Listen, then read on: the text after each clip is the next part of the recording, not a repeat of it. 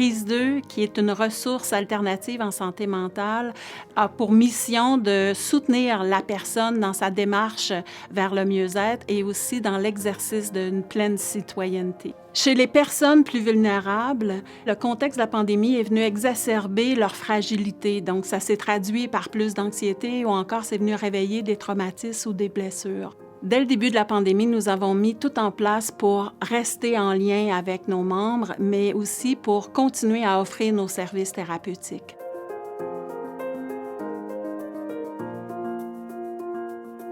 On est venu convertir notre programmation d'activités en une programmation en ligne. On a tenu compte aussi de ceux qui n'avaient pas accès à la technologie, mais seulement par téléphone.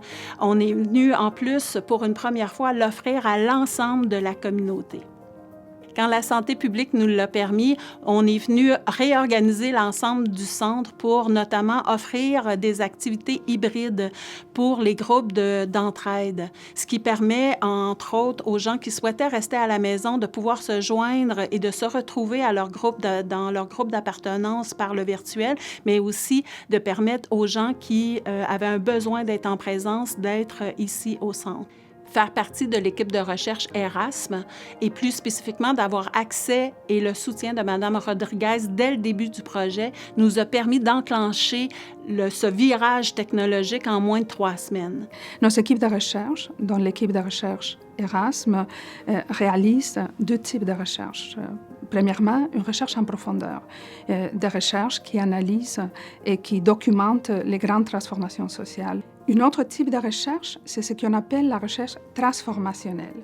Elle accompagne l'action. En général, il s'agit de projets en partenariat avec des organisations publiques et communautaires, des arrondissements, toutes sortes d'acteurs qui sont impliqués justement dans l'action.